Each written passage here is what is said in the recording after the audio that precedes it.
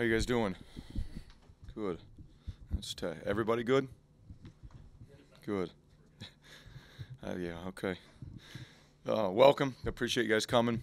We'll just do a quick recap of the Wisconsin game and then talk about Michigan for a few seconds and open up the questions. Just getting back into Wisconsin, talked about it Saturday after the game. Just really proud of the effort that our players put forth. There was a lot of improvements that we made, continue to make coming out of that game after watching it. Still not clean enough and consistent enough to be able to win a game against that type of opponent, but some improvements that we can take from that game and build on as we move forward. It was really kind of a tale of two halves for both sides of the ball.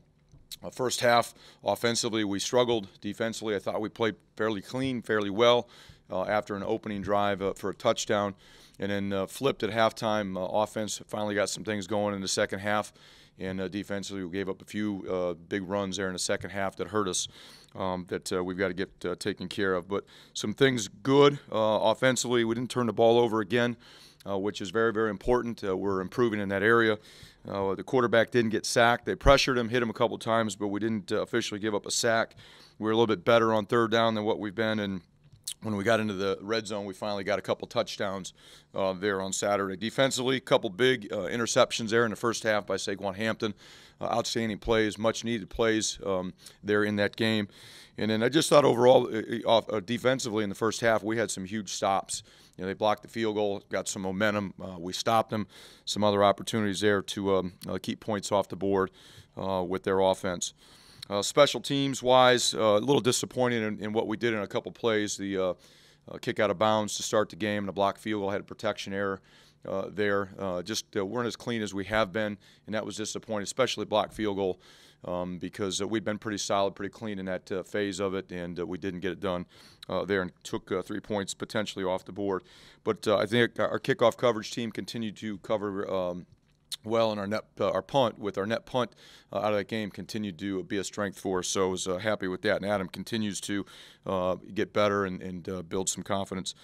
Looking ahead to Michigan, it's a very good football team. Right now they're playing with a lot of confidence, probably playing as good as any team in the country.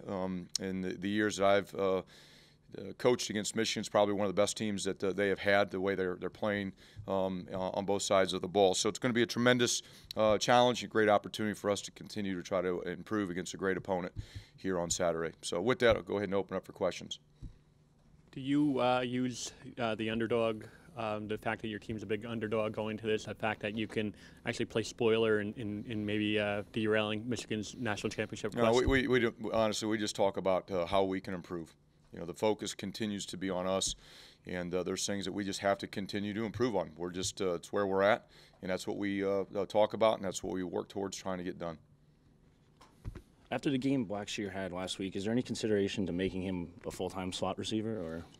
The consideration is putting him in position to get the ball as much as we can, whether that's at running back or that's at slot receiver. That's really ideally what we'd like to be able to do with him. That's why we recruited him, because he's kind of that type of an athlete where he can do both. And as we continue to improve at running back with Isaiah and Jonathan Hilliman's back healthy, that might give us an opportunity to do that. But we just need to be able to move him around and get him the ball in a lot of different ways. Do you look at this game as a chance to kind of assess where you're at? Because I think Ohio State was ranked 4th when you played them back in September, and now this team is ranked 4th in the country as well. Do you put any stock into that you're playing this caliber of team again? Our focus, yeah, it's about us trying to play cleaner and getting better. That's what it's about. You know, Michigan's a great football team. You know, they've got a lot of great players, and they're playing at a very high level. And right now, our focus is going out and improving the things we need to coming out of the Wisconsin game to get ready for another great team. That's it. The last time that Michigan was in here, the score was what it was. In hindsight, do you think it's out of line for a head coach to keep scoring the way they did once the game is decided? I don't think they did anything out of line. You know, our job is to stop somebody, and that's what we got to do. I mean, you guys can go back and reflect and look at what's happened in the past. The last time they were here, it is what it is. You know, nobody did anything out of line. It's our job to play better, and that's what we need to do this Saturday. Could you see a difference in your team after that bye week of having that week off to rest and kind of heal up? Was there a little bit difference in the way they came out? Not necessarily. I mean, we kicked the opening kick out of bounds, That's not how we wanted to start the game. And defensively, we gave up a touchdown in the opening drive. That's not how we want to start the game. Thankfully, we settled down and we ended up playing some pretty good snaps in the first half, but that's not how we want to start the game. That had nothing to do with a bye week or not a bye week. We just didn't start the game the way we needed to.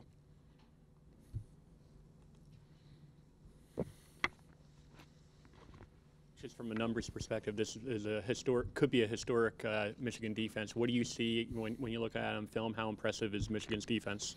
Well, it starts. They just got a bunch of good players. They've got guys that have been playing for a while also. So it's a talented group. It's a veteran group. They've been playing together for quite some time. They play fast. They're physical. They don't make a lot of mistakes. They capitalize on offensive mistakes and usually make you pay if you do that. So they're an impressive group to watch. How big of a difference does Shea Patterson make to that offense, maybe from years past? It seems that that's been the missing piece for them in recent seasons, and he's kind of progressed this season. You know, he's a good player. He brings a different dynamic to their offense with his ability to run.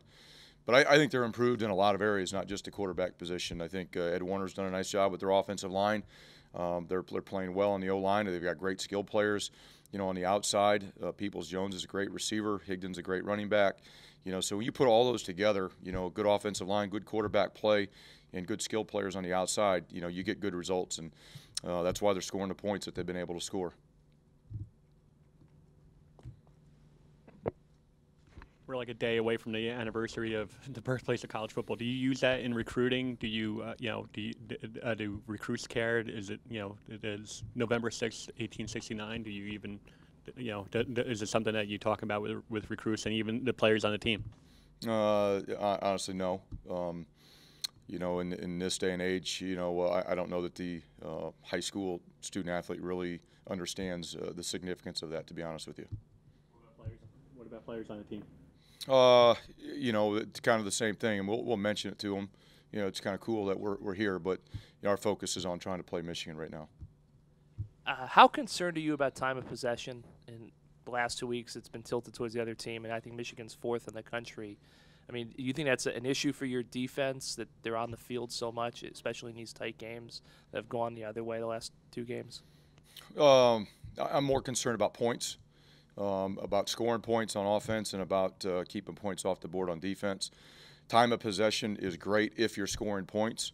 And, we need to do a better job of holding on to the ball and scoring points on offense. And if that translates to more time of possession, great. Defensively, we need to do a better job of getting off the field on third down. We're on the field for the length of time that we are because we've struggled to get off the field on third down. It all starts with our first and second down ability to stop the run.